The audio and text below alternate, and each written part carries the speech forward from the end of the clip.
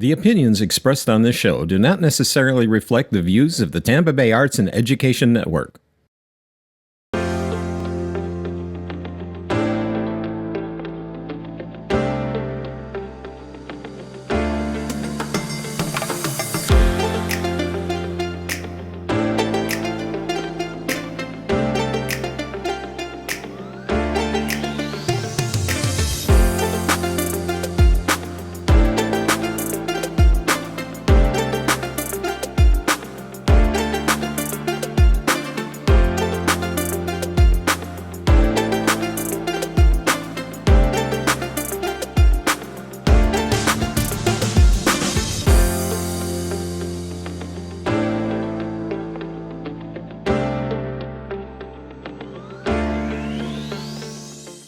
Hello everyone, and welcome to another episode of Connecting with Kim here on Tampa Bay Arts and Education Network. I'm your host, Kim Droege, and we have another great show coming up for you today.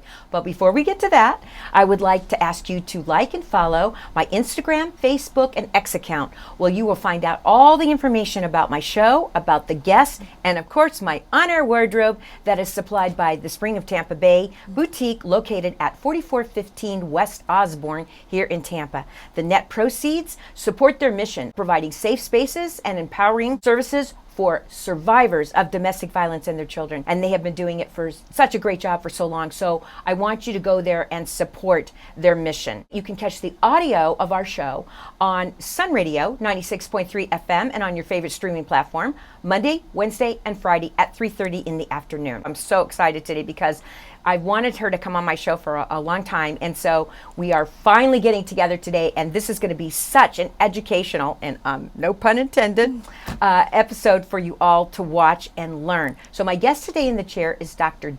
Stephan, who is the president of the Hillsborough College Brandon campus. Welcome to Connecting with Kim, Deb. Thank you so much for having me here today. I really appreciate it. Thank you. It's my pleasure. Now, I can call you Deb instead of Dr. Deb, right? Deb is fine. Okay, Thank good. Because I've known her for a while, and I've always called you that. I start the show the same way every time. I like my guests to share a little bit about their life journey, as much as they feel comfortable with, because that usually brings us to what we're going to talk about today. And we have a lot to cover about Hillsborough College, but I know you have a very interesting background. So just share it with me. So I grew up in Central Florida. I grew up in Kissimmee. My parents were educators, and I went to Florida State and got my teaching degree, and I taught middle school before going to law school. Then I went to the University of Florida and went to law school and got my MBA as well while I was there. My goodness. I'm already impressed that we had to.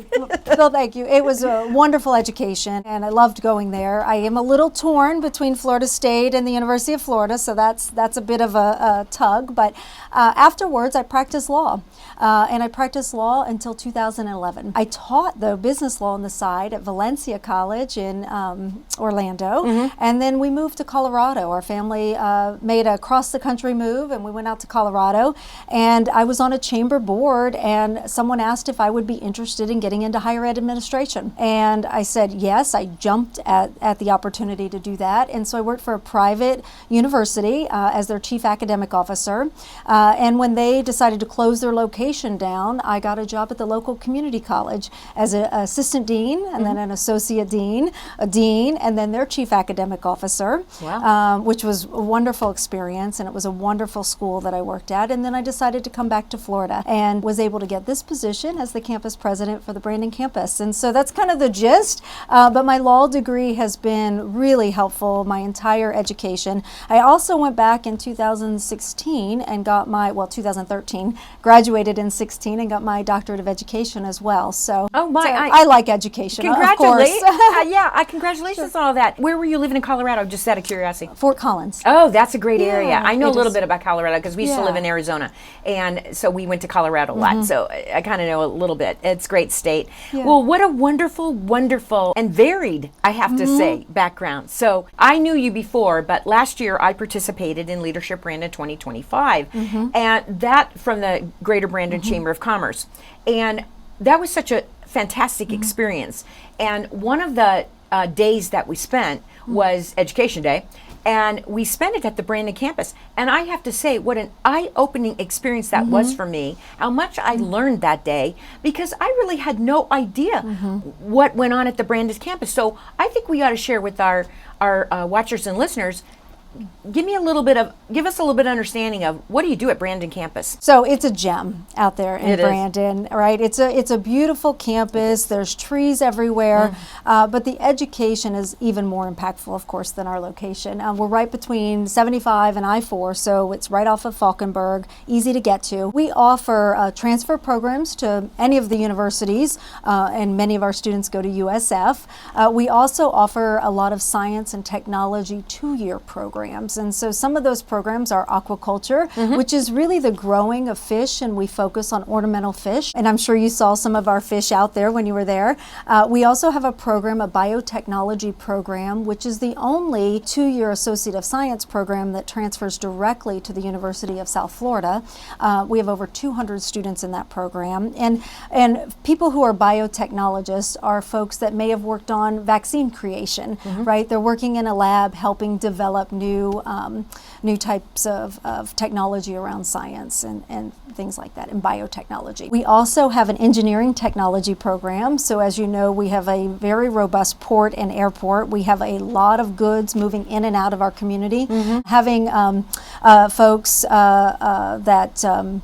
that are able to do some engineering technology and supply chain management. We have pneumatics is really important for that industry, as well as our manufacturing industry here in our community. So that's huge. And those programs are terrific programs. And then our latest program is our financial technology program, which is the first 2-year program in the state of Florida, and it's the second in the country. And so we're pretty proud to be leading the way and being innovative in this space, in this financial technology space. And financial technology is really about the technological transfer or application of money and finance. So when you probably remember you used to go to the bank and you would deposit a check. Now you take a picture on your phone, and then that gets uploaded into the system and then gets deposited into your account. All the back end of that is a financial technology application.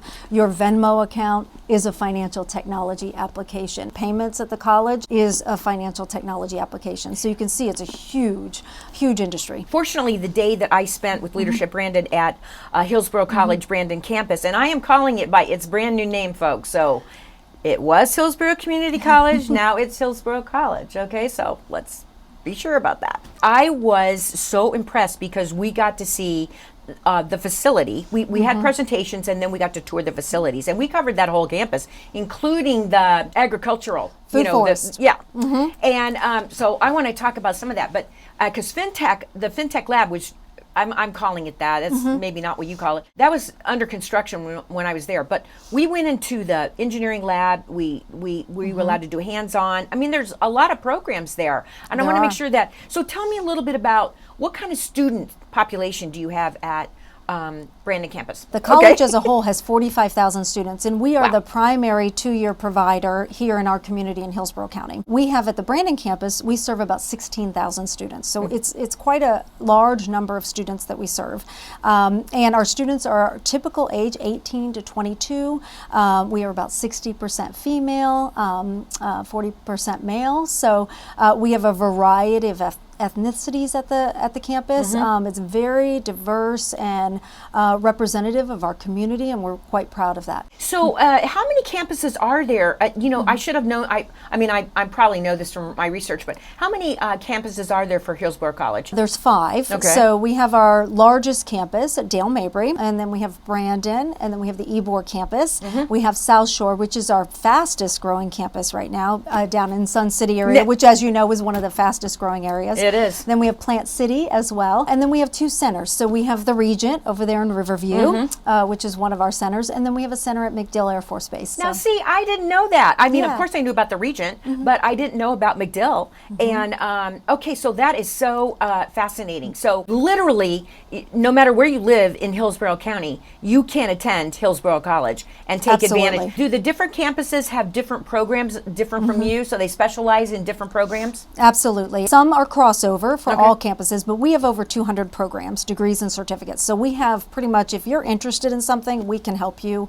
with getting those skills. Our nursing and allied health programs are primarily at the Dale Mabry campus. Cybersecurity and artificial intelligence just opened at the Dale Mabry campus. We have vet tech out at Plant City. We have some EMS and nursing programs down in South Shore. And then all of our performing arts are at Ybor. And I failed to mention our Workforce Training Center, which is our automotive, welding, those programs are as well that are right between our Ybor campus and the Brandon campus. It's kind of right in the center there. And a very strong program. And as you know, those are programs that are paying very well these days. Absolutely, because the trades is exploding. And I had the opportunity, there's the Ybor tour. Right. Buildings Alive, they call it. Okay. Anyway, in Buildings Alive, I got exposed to the Ybor campus and to the dance studio there. It's wonderful. I mean, that is a wonderful campus and that whole dance studio. Okay, so I wondered how they specialized, but so what year did you actually come to take over as president of Brandon campus? 2020. Really? Oh my gosh. Yeah, at the end of 2020, I officially started in January of 2021. So I kind of came in as doing some side work at the end of 2020. So right in the middle of COVID and right in the middle of managing that situation and making sure people could still access education in the midst of COVID. Yeah. So when you came in, other than challenge, other than navigating COVID, which I'm not going to minimize that, right. that was a big challenge. But in general, when you came in, what would you say was your biggest surprise about HCC as it was known then? Yeah. What would you say is coming from where you came from to here, what was your biggest surprise? I think the breadth of what we offer. I mean, we have so many programs. Like I said, we have the engineering technology, and we actually opened our TICO line workers program since I've been here as well at the Brandon campus, I failed to mention. And that one is such a wonderful partnership with TICO, supporting almost 50 line workers getting trained every year, which we all need with hurricane season. Our line workers to be and you've got that well-trained. I mean, you've got the poles and everything. Yard, I mean, they're and climbing TICO up. supports that. So they are a huge partner to us. So, and I think that's the other thing is just the community partnership. Community, while we're in a growing, exploding area, it really still is a small town where people are willing to lend a hand and help each other out. And I think that's really important for our community. It's important for the college and for the folks that go to our school. If you're just connecting with Kim now on Tampa Bay Arts and Education Network, my guest in the chair is Dr. Stephan, who is the president of the Hillsborough College Brandon campus. And we're talking about the breadth and depth of Hillsborough College, but specifically what is offered at the Brandon campus. So I always tell everybody that moves to Tampa, I say, okay, they may think they're big and cosmopolitan and all that stuff, but never forget, Tampa is a small town. It is. Where everybody somehow is related in business or all married or or their extended family. Exactly. So what, be careful when you're talking to people because somehow, some way they're all, in a way it is that small town, right? And it's so nice. And you can feel that even at our campus and each of our campuses, you can feel that. You can feel that connectedness. The students know each other. Many have come from similar high schools when they're coming to a campus. And so it's really a wonderful experience. Your library is fantastic. I remember being very impressed when I went into the library. I mean, the whole campus was impressive, but I remember the library being super impressive. The FinTech thing was really big. And so I want to spend a few minutes talking about that because not that all of your programs aren't important, they are. But I had the honor of being allowed to attend sort of the grand opening, ribbon cutting of the FinTech, which was under construction when I was, there for Leadership Brandon. Let's go more in depth about FinTech. Actually, we're serving on the City of Tampa's Workforce Development Committee, and it actually was a different campus president who's since retired, Ginger Clark, was serving on that committee, and it came up that, hey, we need a financial technology program in our community.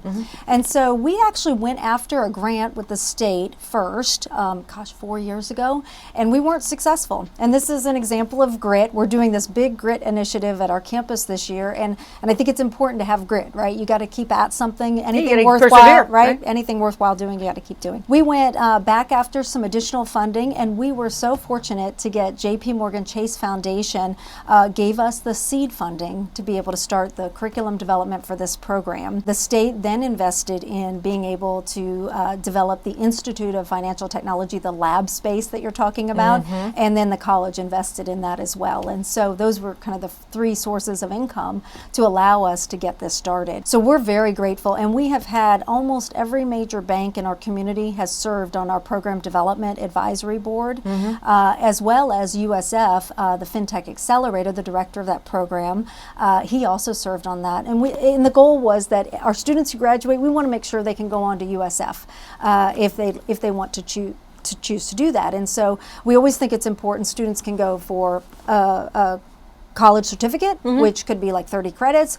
They could do 60 credits, get a 2-year degree, or if they want to go on to the 4-year degree, then we want them to have that opportunity, or even to a master's program. And so there are a lot of master's programs out there. USF has opened their master's program, and they are developing their bachelor's program right now. So we're excited about that partnership. That partnership. Absolutely. And this ecosystem, really, this educational ecosystem for students in our community to have a really cutting edge program that only exists in one other place in the country. And so we're excited about that. The other thing that we were successful in doing with the state is getting our own prefix. And that's kind of a big deal because it's the first 3 letters in a course number, if you will, but it indicates it's its own field of study. And it gives it that credence that this is a new field of study. It deserves its own area of expertise, and we're going to then credential people in that area of expertise. So we were leading the way on that, and I'm very proud of the team who was able to pull this across the finish line. You should be very proud because, like I said, I was so honored to attend the grand opening, so to speak,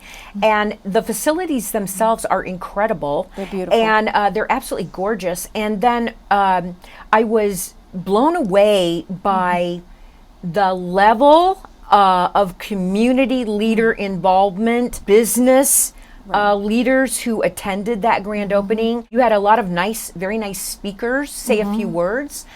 And I found it interesting that we were celebrating the grand opening of this, the launching of it, and pretty much to a T, everyone got up there and said, well, this is great, but we got to make it bigger. It's crazy. Financial technology is like the 3rd fastest growing industry in the world, not just in Tampa Bay, and it's very quick growing here in Tampa Bay. So it's a huge area it's kind of a new horizon, if you will, and we're excited about being on the forefront of that. We have our first cohort of students. Our classrooms are designed in a way that allow for this collaborative case model learning, where we give students a series of problems and they have to try to figure out what to do with it. This is really active learning, and we know that it's much more impactful in the long run when you have this active learning or practical experience. And so we're excited about that as well, and that's new. And our classrooms and the lab, everything that you saw, it's designed to perpetuate and to encourage and cultivate that type of learning environment. So the design, everything is built around this kind of case, problem-solving, practical learning experience. Let's double back on that, because you talked about what kind of certificates, degrees, what kind of skills they will come out. Let's review that again for everybody when they attend the FinTech. You can get a college credit certificate, and this certificate is also for folks who already have a bachelor's degree or even maybe a master's degree who are interested in learning about this field. Okay. The certificate is really the content-based courses, so it's kind of taking those gen eds off, if you will.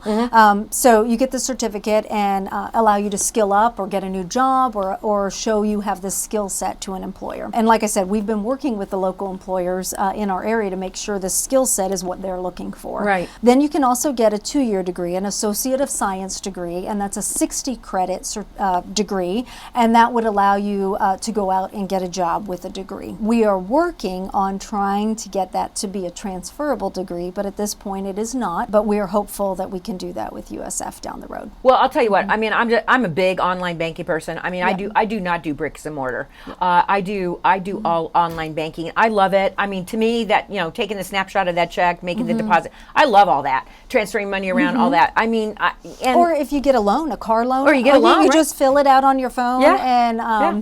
Or let's say one of the things that you used to have to do if you wanted to change money into another currency currency, Right. right? You would, physically go in and do a transfer and get the money exchanged. Now you can do that right online. Or if you need to send money to countries that you previously weren't able to send money to someone in, with FinTech now it's just much easier to do. And there are lots of startup companies. There's a lot of entrepreneurship, which is why USF had started their FinTech Accelerator program for the entrepreneurship pieces. And there's just a lot happening, and it's changing very fast. Do you have a program where people that are thinking about attending HC can come and tour the campus? And I know we were treated that, but I'm just wondering could anybody do that? Anybody could come and tour the campus. We have folks that will take you around, show you what we have, and that's at all 5 campuses. So if you're anywhere in the county and you'd like to come see what we have, please come on by and we'll get you a tour. You just go to the Student Services building at each campus, and they usually can get someone to get you a tour. I love that because,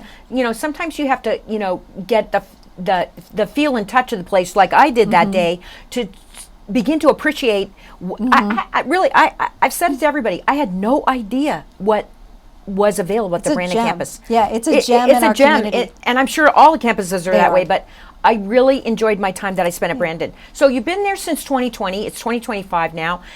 Tell me, what do you see on the horizon? What are do you have some goals and plans for the Brandon campus that you want to talk about? Put it in 3 categories. Okay. We focus on people, place, and programs at the campus when we put our strategic plan together. We, of course, align up to the college's strategic plan and everything that we do, but it's really important to bring relevant programming to our community in the Brandon, Riverview area. And so we've started the line worker program. We've started the financial technology program since I've been there. And we've also started a massage therapy program, which is wonderful. If you haven't been out to our massage therapy program, you should. I know a lot of people go to that. They do, yeah, they do. And we're talking about the clinicals where students have to have hours to be able to get sit for their test. And so those hours, they provide massages. So it's really wonderful. It's right there on the campus. So those are things that we've worked on in the past. We've also worked on our place. So you mentioned our library. We actually updated the library about 3 years ago and made it much more, I kind of tease and say it's like a Starbucks feel when you get in there. It's very impressive.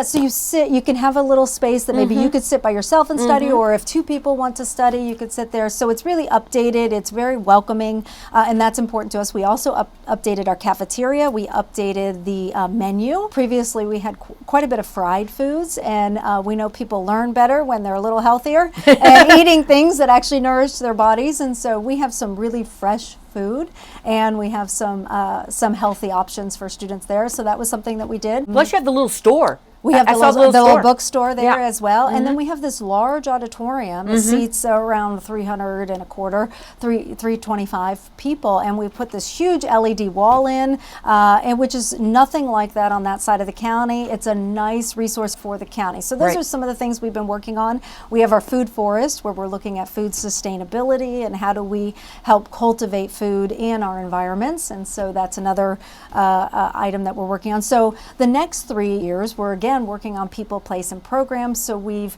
one other thing we did is institute a way to recognize our employees with the High Flying Hawk Awards, and we're getting ready to announce those next month. Wonderful. So that's really a good thing. If you like where you work, you're going to do better for students, and students will do better if they like where they're at, and we think that's important. So we're going to continue on that. We're still looking at different programs that we might be able to bring to the community, and so we do that through an economic analysis to make sure that it's going to make sense, right, before we invest those dollars.